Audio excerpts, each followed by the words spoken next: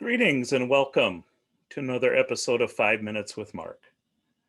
Today we start chapter 3. We're going to go with verses 1 to 6. Again, Jesus, entered the synagogue, and a man was there who had a withered hand. They, the Pharisees, watched him to see whether he would cure on the Sabbath, so that they might accuse him. And he said to the man who had the withered hand to come forward. Then he said to them, "Is it lawful to do good or to do harm on the Sabbath? To save life or to kill?" But they were silent. He looked around at them with anger.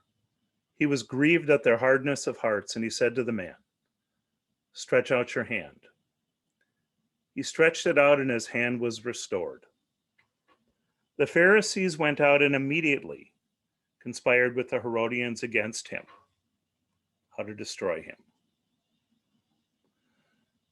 So, depending upon how it's counted, this is either the fourth or the fifth encounter with Jesus and the Pharisees. And there's a couple of things about this one that are a little bit different. The first is, as you see in verse 2, they watched him to see whether he would cure so that they might accuse him. So when we look at this verse, the Pharisees have kind of gone beyond asking Jesus why he's doing what he's doing, to jump up and to be able to accuse him. And they think they've got it on pretty good authority. They think they finally got Jesus, potentially. Because healing, is it work? Is it not work? Is it a violation of the law? Is it not? Probably is, but especially since this man was in no immediate danger. It was not like he was going to die if his hand was healed.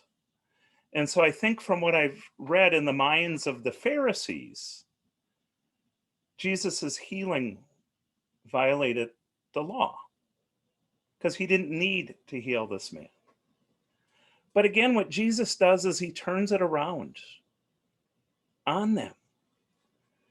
First of all, we see that he's angry, he's grieved at their hardness of hearts, and then he heals the man.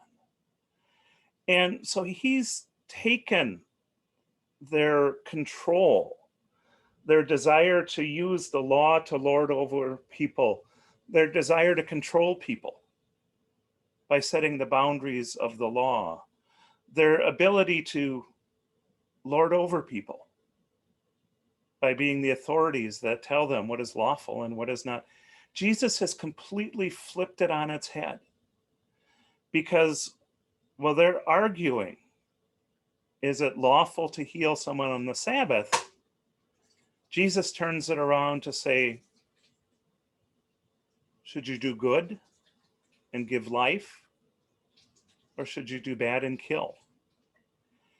And I think as we get to this point in the Gospel of Mark, the Pharisees are starting to realize, especially because they didn't say anything to Jesus, that he's a threat. He's a very big threat to their very way of existence.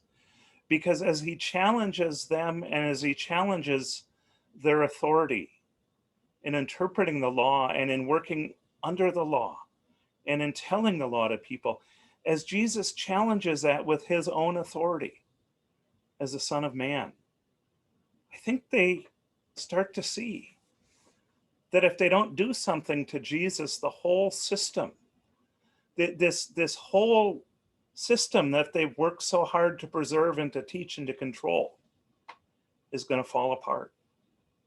And so that's why, as verse 5 ends in verse 6, the Pharisees went out and immediately, it's number 6, conspired with the Herodians against Jesus. Now, when you read Luke and Matthew, it talks about, after this episode, the Pharisees conspiring. But in Mark, it's much clearer. The assumption is that the Herodians are followers or fans or those who believe in King Herod the Great. And so they're really getting to the point where they're edging on being members of the government. So the Pharisees now, as they look to destroy Jesus, have gone out and they've enlisted the help of people who at the very least are sympathetic to the state, and at the very most are agents of the state. And so religion and state start to conspire against Jesus. Thanks so much, and we'll join you another time.